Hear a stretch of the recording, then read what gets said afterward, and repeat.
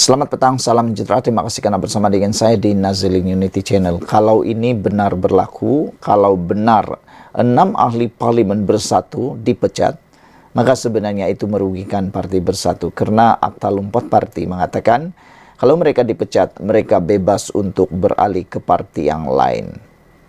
6 ahli parlimen bersatu yang sokong Anwar dicabar, lepas jawatan atau berdepan pemecatan.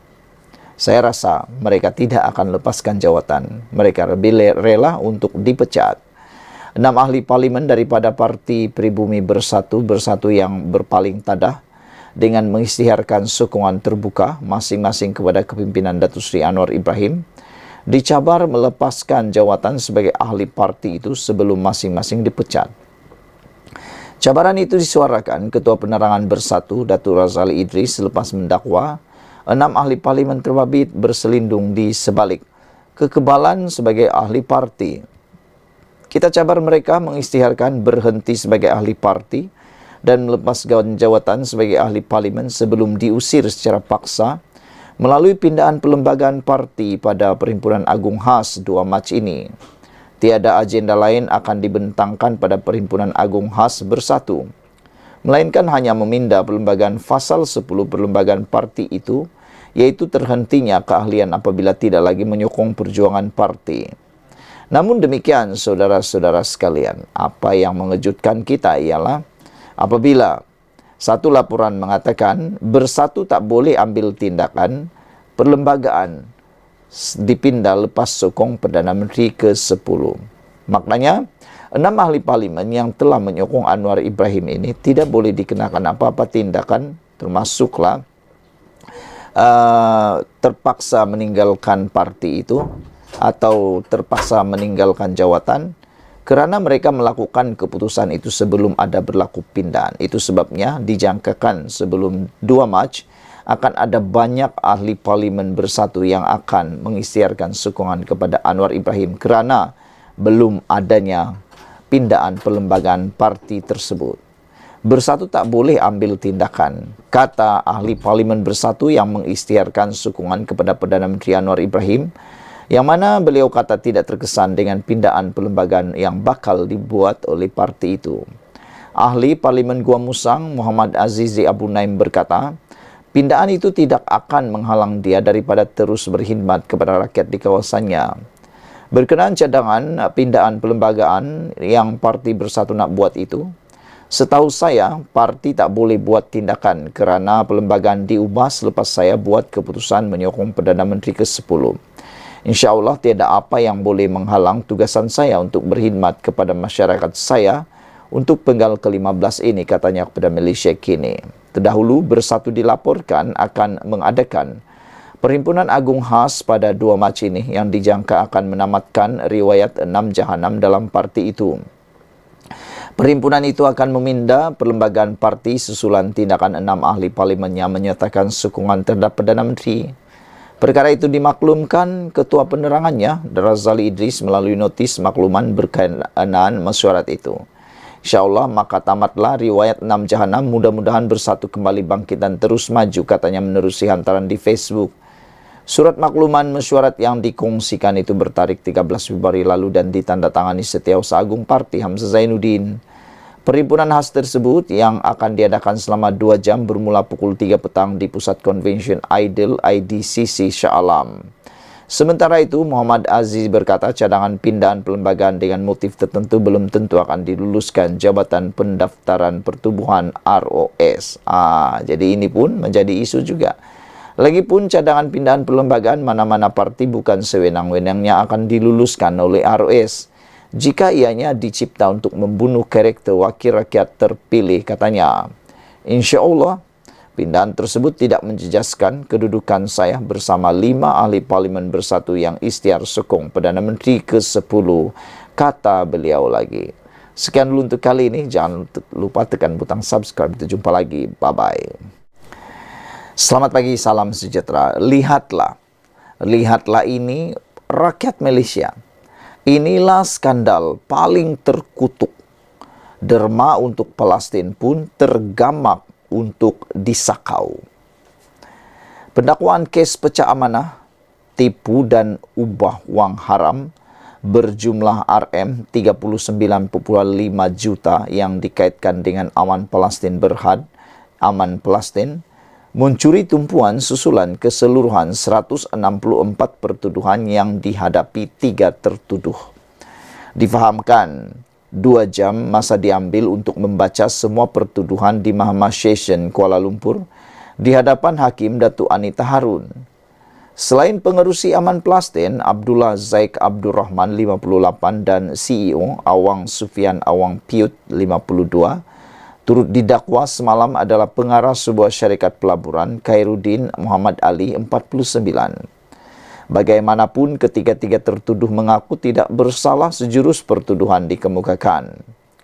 BH memperincikan pertuduhan dihadapi ketiga-tiga tertuduh itu.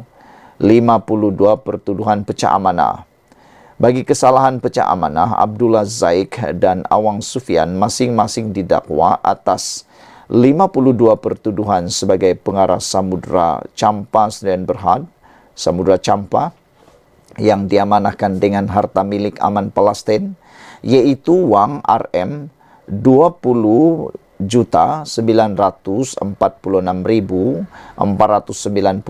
dan 80 sen.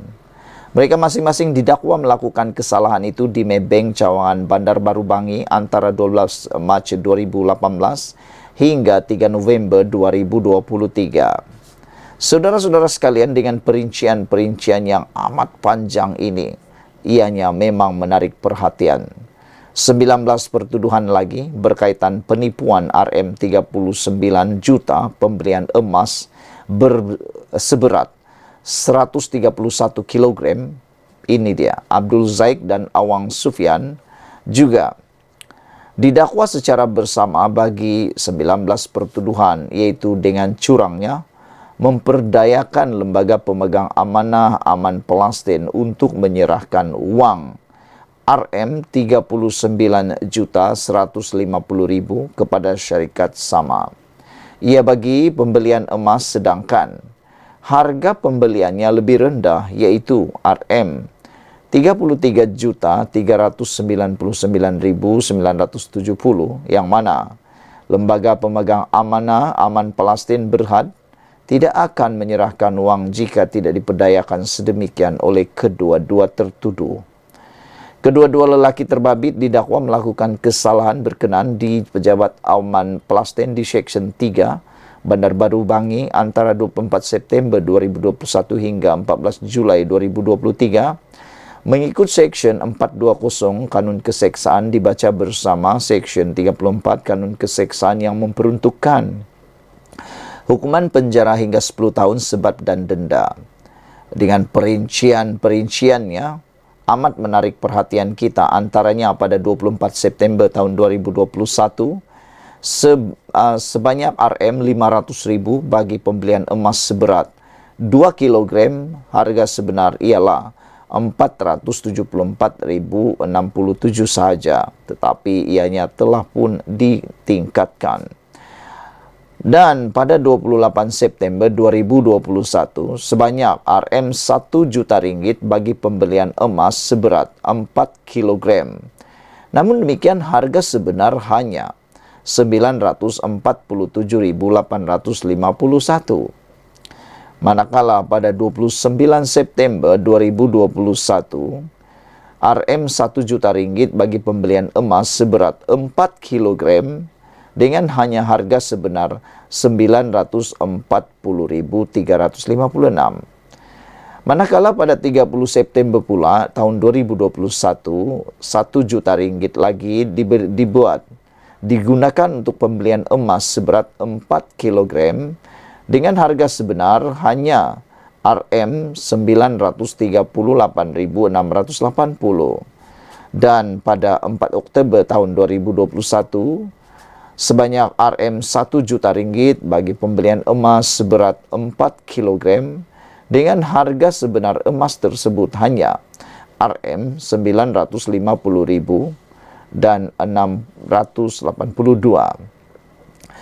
Namun demikian, pada 18 Oktober tahun 2021 sebanyak 3 juta ringgit telah digunakan untuk pembelian emas seberat 9 kilogram dengan hanya jumlah ataupun harga sebenar emas tersebut ialah hanya 2,215 juta. Tetapi pada 30 Disember tahun 2021, sebanyak 4 juta ringgit bagi pembelian emas seberat 12 kilogram dengan harga sebenar hanya sebanyak 2,931 juta ringgit. Dan pada Mei, 2 juta ringgit lagi digunakan untuk pembelian emas seberat 7 kilogram dengan harga sebenar hanya sekitar 1,844 juta. Pada 23 Mei 2022, sebanyak 3 juta ringgit bagi pembelian emas seberat 10 kilogram dengan harga sebenar adalah 2,630 juta sahaja. Banyak lagi pembelian emas yang dibuat oleh Aman Palestin ini melalui orang yang telah dituduh. Manakala lebih RM 12,8 juta wang haram beli kereta dan hartana. Abdul Zaik dan Awang Sufian juga masing-masing berdepan 19 pertuduhan lagi sebagai pengarah syarikat terbabit menggunakan hasil daripada aktiviti haram, yaitu wang sebanyak RM 12.833.772 dan 16 sen. Ia sebagai bayaran bagi pembelian sebuah rumah kedai, lot tanah, lot kedai, kilang pejabat berkembar dan sebuah kereta Toyota Velfire bagi pihak Samudra Champa. Saudara-saudara sekalian, ada banyak dokumen atau banyak pembelian yang berlaku di dalam transaksi ini. Oleh sebab itu, ianya amat-amat mengejutkan kita semua. Kerana itulah, ia antaranya kereta Velfire yang telah dibeli pada 29 Mac 2021 di Maybank Berhad, Bandar Baru, Bangi. Sementara itu, Khairuddin sebagai pengarah syarikat sama didakwa atas 3 tuduhan menggunakan hasil aktiviti haram membabitkan wang sebanyak 6.038.016 sen dan 60 sen bagi bayaran bagi pembelian lot kedai, rumah kedai dan kilang pejabat berkembar. Saudara-saudara sekalian, dengan ini terbuktilah dan benarlah kata Sabudin. Lihatlah rakyat Malaysia, inilah skandal paling terkutuk. Derma untuk Palestin pun tergamak disakau. Sekian dulu untuk kali ini. Jangan lupa tinggalkan komen anda, tekan butang subscribe. Malaysia kita punya, kita jaga sama-sama, cintai Malaysia. Kita jumpa lagi. Bye-bye.